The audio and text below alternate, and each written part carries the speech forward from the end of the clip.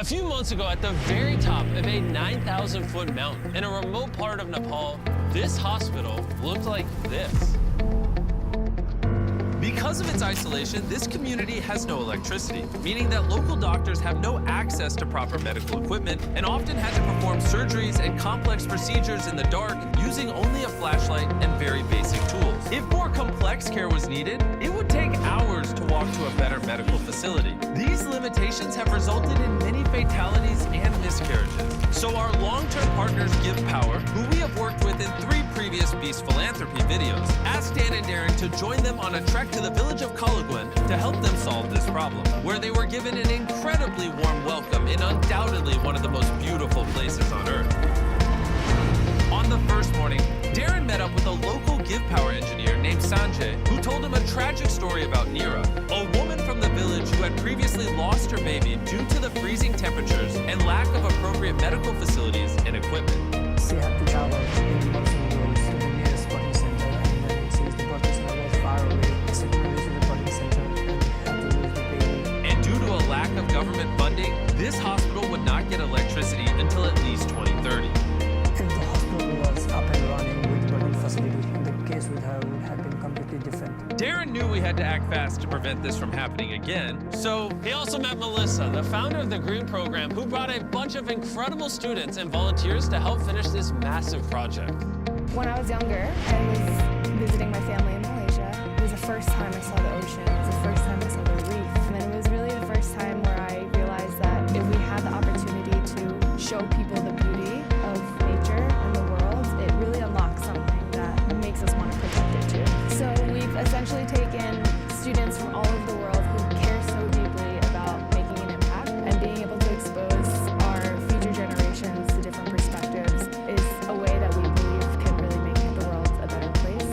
After meeting Sanjay and Melissa, Darren was more inspired than ever before to get to work by installing a solar array and batteries to power the new hospital, as well as provide all the equipment to outfit a safe and modern birthing center to serve this vulnerable community. Okay, we're ready for day 1. So the team was beyond excited to get to work. We're gonna dig down.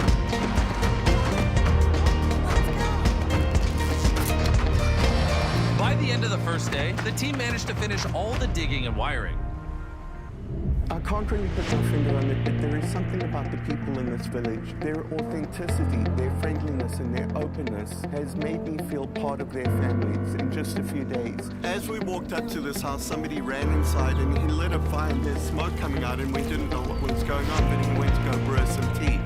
This is Himalayan black tea with ginger, and it is really the best tea I've ever had in my entire life. This is the culture over here. These people are incredibly kind and welcoming, and everywhere you go, they want to take care of us. They have literally opened up their houses and given us a bedroom in their house so that Dan and I have a comfortable place to stay.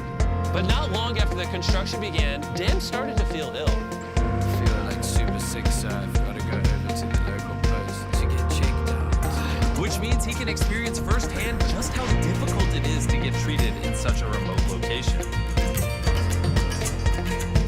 As you can see, everything's locked up here, and the harsh reality is if you're severely ill in a village nearby, you'd have to make a 7-hour trek to get to the closest big facility that can help. Fortunately, there was a nurse on site that was able to see him. This is Karuna, the nurse in the local town of Kolomar. She's come to help. But because there is no electricity, she can only do a very basic checkup. She came to the conclusion that Dan had Gati. Yeah. I've got Gati. It's a rare Nepalese disease. Actually, it's just a minor cold. But for a community this size, there are often far more serious situations that require an immediate and comprehensive treatment that just are not available. With so much riding on this project, the team were already feeling the intense pressure. So while Dan got some rest, they continued with the construction.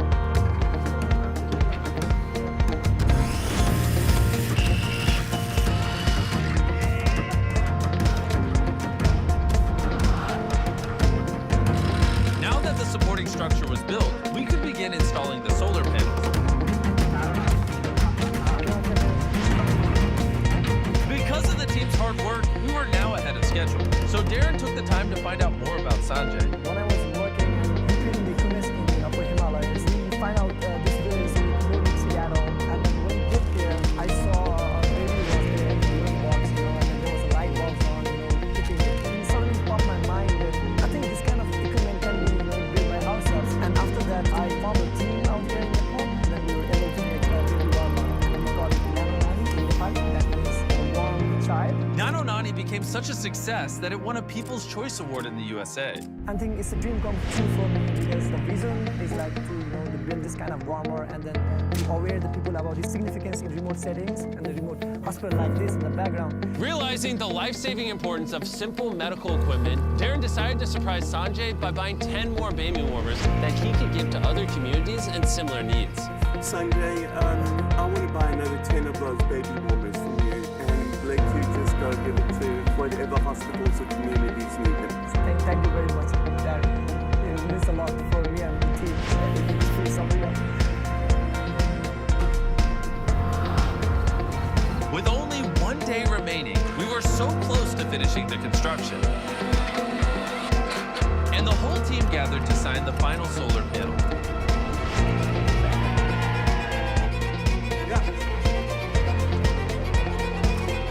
And Darren had the honor of tightening the final bolt.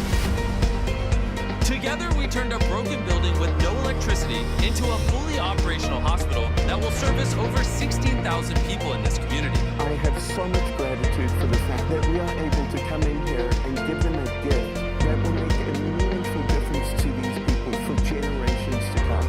It's getting close to nightfall now, and it's nearly time to surprise the community, and I can't wait. The whole village came to the hospital to witness the lights turn on for the first time. Are you ready?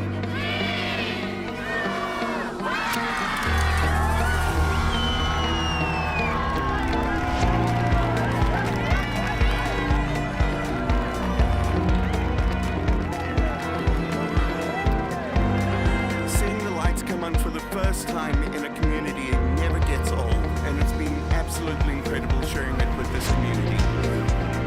The next morning, Sanjay invited Neera back to the hospital so he could show her all of the new equipment, including his baby warmers. Now she's very much optimistic that no one has to go through what she went through. She's very happy and grateful for the birthing facility over here. Namaste.